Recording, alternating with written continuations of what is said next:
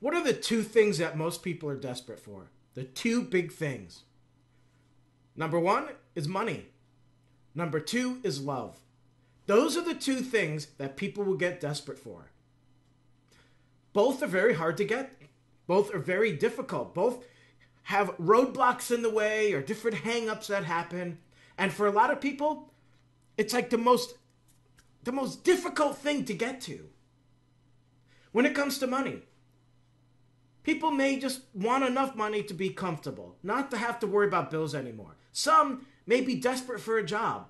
They're out of work. They don't have any money coming in. They don't know what they're going to do. They're going to lose it all. They become desperate for a job. Some are always seeking riches and fortune. And they'll go and try everything. They'll try every scam that exists online and whatever they found in the back of magazines and whatever else.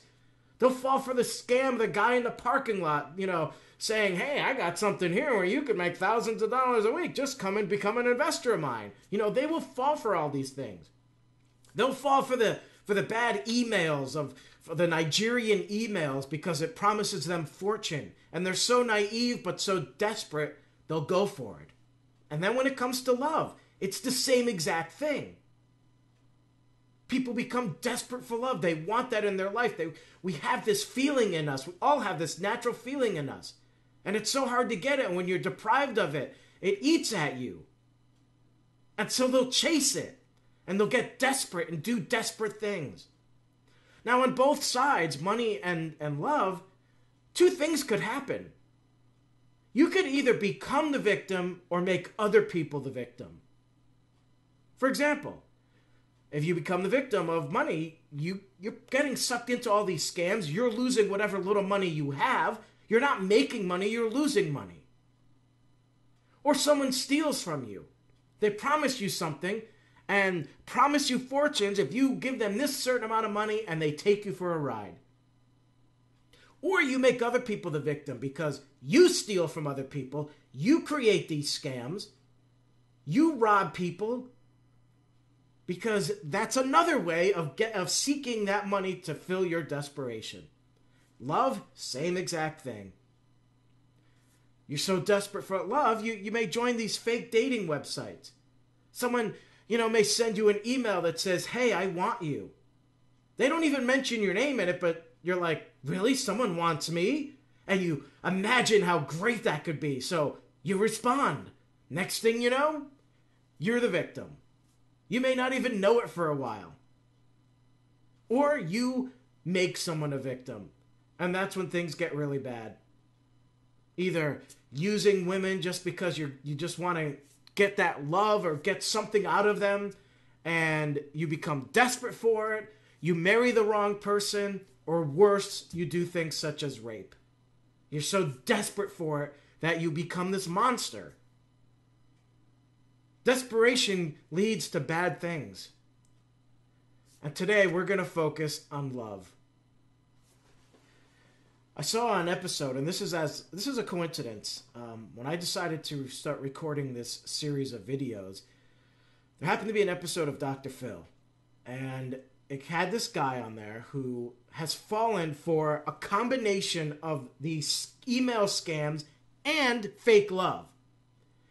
And through these emails, he meets a woman, and she sends him his picture, and she is so gorgeous, and her personality seems great, and he's just totally in love with her. Falls in love, but he never meets her, he never speaks to her on the phone. It's all through email.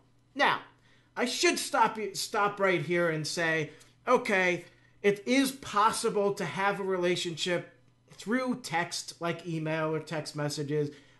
Back before there was text messages, I had this kind of relationship over the phone that lasted 7 months. But it was a girl I actually met in person and knew her. It's just that we couldn't get to each other. I couldn't travel to her for some reason.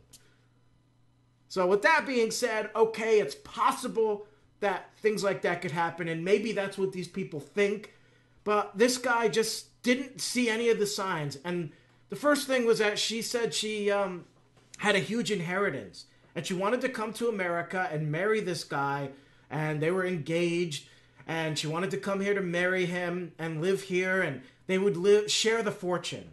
But in order to get the fortune, her country, Nigeria, were basically holding it hostage. That it's the way their rules are, their laws.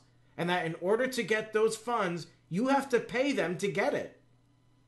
So he sent money. But that wasn't good enough. They needed more. It was like a lot of money. So we had to keep raising money to try to get enough. When finally they had enough money to release the benefits, now she had to come to America. And she kept getting detained at the airport, and he'd have to pay for her bail. And she'd end up back in Nigeria again. And this went back and forth, back and forth. And yet he was so naive and so desperate, he never thought that this was fake. He just kept sending the money. He drained out all the money he had, all of his accounts, everything. Then he just started selling his blood. 2 or 3 times a week, he was selling the plasma out of his blood. And he would do that weeks on end, days and days and days, every week. This woman ended up stealing about if I remember the number, $150,000 or more from him. $150,000. It was still going on when he appeared on Dr. Phil.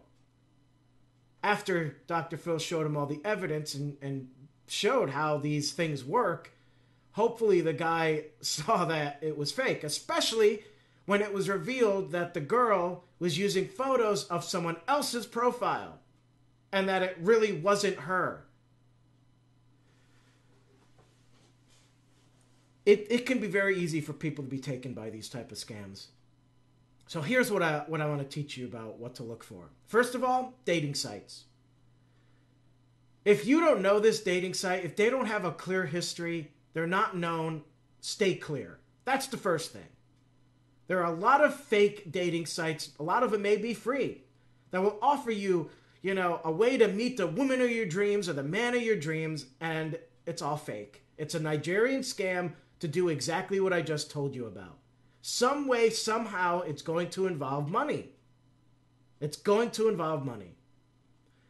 If you are to meet someone real online, they're not going to even mention money. That's not going to be an issue. It's going to be about getting to know each other and having a relationship. And any kind of relationship that just takes place over email for an extended amount of time and you never meet them, I don't know about that. I mean, what part of love is the connection between two people and being there together with each other. So I don't know. I don't know how someone could have a long-term relationship that lasts years. The 7 months I had over the phone drove me nuts. I wanted to see her so badly. But I didn't have a car, and when I did get a car, the damn thing kept breaking down. I couldn't get to her. She didn't have a car. It was a disaster, and whatever. The other thing to look for is these profile photos they send you or different photographs, most of the time they're stolen. They'll steal them from someone else's Facebook account or Instagram account or Twitter.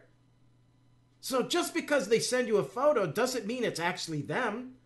As a matter of fact, you get these emails, I get these all the time, where it says, hey, I want to tell you something. I want you.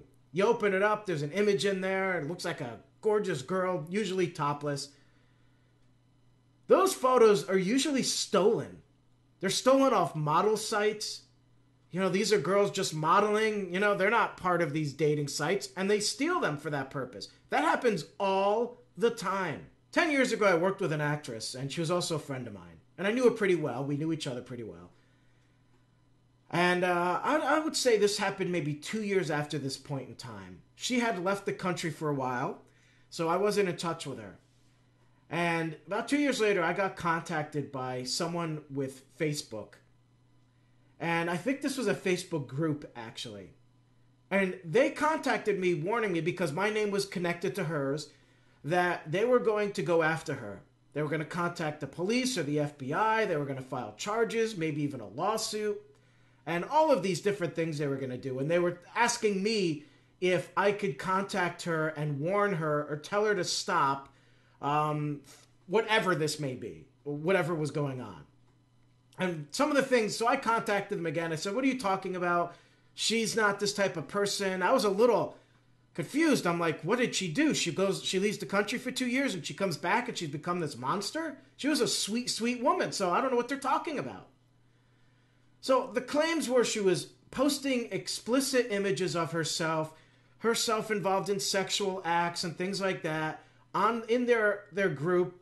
And at that time, Facebook didn't have the same type of rules they have now. It was a little harder to control, took a little bit more time or whatever it may be. She was harassing people in the group, threatening them, whatever else it was. I mean, it was a whole list of stuff. So I said, well, can you give me a link to her profile? Because I don't even think she has a Facebook account. So I think you got the wrong person. So they give me a link. I go to the Facebook page. There are no photos. It turns out Facebook had deleted all the photos because they were explicit. So there were no photos whatsoever. In the account information, it was her information, where she was located, where she's from, her age, and all that. But yet her biography wasn't really her. And the kind of content she was posting, like in her timeline, wasn't her. There was no way she would do this stuff. And one of the reasons why she left the country is because she was dealing with a family matter, and she also had a medical condition she was dealing with at that time. There's no way she would have been doing this. It just wasn't possible. So anyways, I had to do a lot of research and all this and that and prove to these people that it wasn't her. I was able to do so. But as it turned out, the scam artist, who I'm thinking that the scam was, they were trying to get guys to join this Facebook page, and they would start these fake relationships with them, promising them sex. And of course, what would happen is they'd steal money from them. And that is one way that they do, one way that they get you is by using social media. Don't fall for it. The other way too is through, as I mentioned a little earlier, the emails. You'll get emails saying, I want you. The whole point of those emails is to get you to contact them. Once they get you, then they have you. And now they can start creating a dialogue and fake it and make you believe that they're real and that you have found someone and you're going to be so excited and in love. And when you get in love, you do stupid things. And what is the stupid thing you're going to do? You're going to start sending them money. So, I'm going to wrap this up. Keep all of that in mind. Stay away from fake dating sites. Even some of these legit sites, like Match.com, there could be people in there who have fake profiles. So be very careful, very careful. The signs are all out there. Again, anything involving money has got to be fake. Anything involving money. Anything involving a way to get your information, to steal your identity, to get your address, or any of that stuff. Be careful. Be careful. I'll see you in our next edition.